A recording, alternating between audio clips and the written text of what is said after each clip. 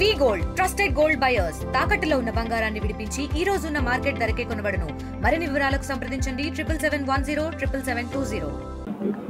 అందరికీ ఇందూరు గడ్డ మీద నుంచి యావత్ భారతదేశానికి ప్రపంచంలో ఉన్న యావత్ హిందూ బంధువులందరికీ కూడా హనుమాన్ జయంతి శుభాకాంక్షలు తెలియజేస్తా ఉన్నాను. మీ అందరి ఆశీర్వాదంతో సనాతన ధర్మ హిందూ రాష్ట్ర స్థాపన,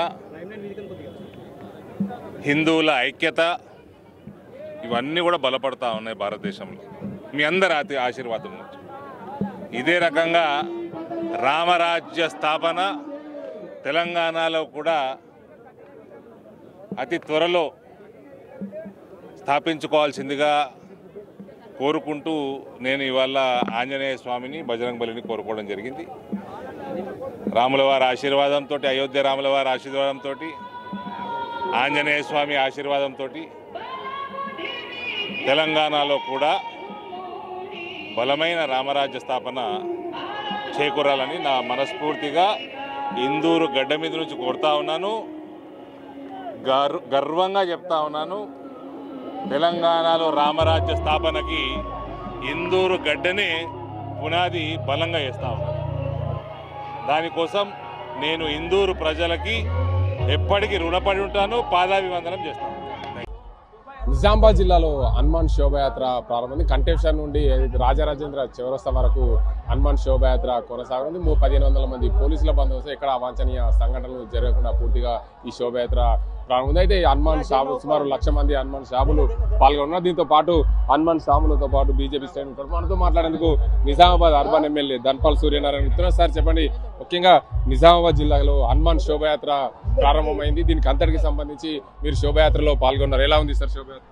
అద్భుతంగా మొత్తం ఇందూరు నగరం అంతా కాషాయమయం.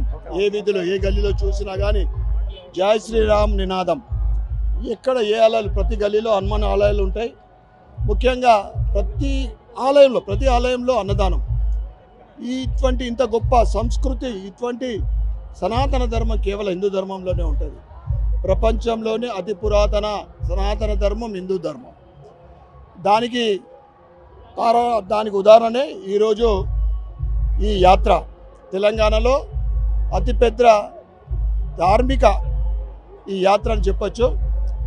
ఇందూరు నగరంలో హనుమాన్ జయంతి యాత్ర ముఖ్యంగా గత 11 సంవత్సరాలుగా దేశవ్యాప్తంగా హిందూ ధర్మం పటిష్టమైతూ అభివృద్ధి చెందుతూ ముందుకు సాగుతూ ఉంది.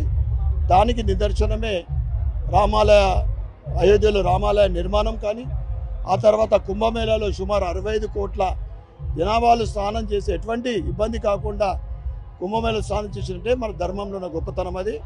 ఈరోజు హనుమంతుడి శక్తి, యుక్తి హిందువులందరికీ ఇవ్వాలని, ఆయన ఆశీర్వాదం ఉండాలని, తెలంగాణలో రాబోయే రోజులలో రామరాజ్య స్థాపన కావాలని, అఖండ భారత్ కావాలని హనుమంతుడిని అందరి తరఫు నుండి కోరుకుంటూ మరొక్కసారి ప్రతి ఒక్క హిందూ సోదరుమణులకు మరియు యువకులకు, చిన్నారులకు, మీడియా మిత్రులందరికీ కూడా హనుమాన్ జన్మదిన శుభాకాంక్షలు, శుభాభినందనలు.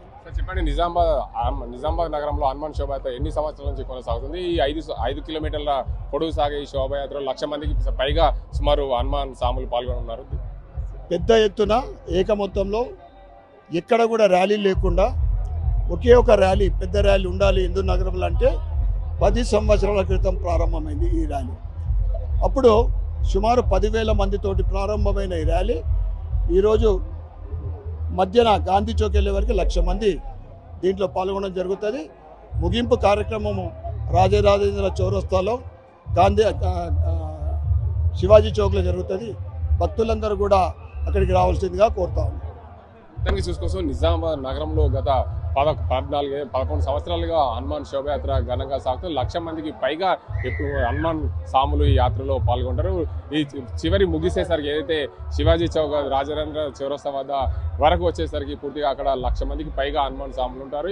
ఈ హనుమాన్ శోభయాత్ర హైదరాబాద్ తరహా తర్వాత నిజామాబాద్లోనే భారీగా హనుమాన్ శోభయాత్ర నిర్వహిస్తున్నారు. దీనికి అందరికి సంబంధించి హిందూ బంధువులందరూ కూడా హిందూ ధార్మిక సంస్థలాగా ప్రతి ఒక్కరు కూడా హిందువులందరూ ఈ హనుమాన్ శోభయాత్రలో పాల్గొని విజయవంతం చేయాలని చెప్పి కోరుతున్నారు. రానున్న రోజుల్లో మరింత తెలంగాణలో ఏదైతే భారతీయ జనతా పార్టీ హిందూ ధర్మం ప్రాధాన్యతగా హిందూ జెండా ఎగరవేసే దిశగా ప్రాధాన్యత చేస్తామని చెప్పి నిజామాబాద్ అర్బన్ ఎమ్మెల్యే ధన్పాల్ సూర్యనారాయణ గుప్తా చెప్తున్న పరిస్థితి. ఇది ఇక్కడ పరిస్థితి. కెమెరా సాజింతో గంగారెడ్డి, RTV నిజామాబాద్. మరిన్ని వీడియోస్ కోసం ఛానల్ ని సబ్స్క్రైబ్ చేయండి. లేటెస్ట్ అప్డేట్స్ కోసం వాట్సాప్ ఛానల్ ని ఫాలో అవ్వండి. ఆ లింక్ డిస్క్రిప్షన్ లో ఉంది.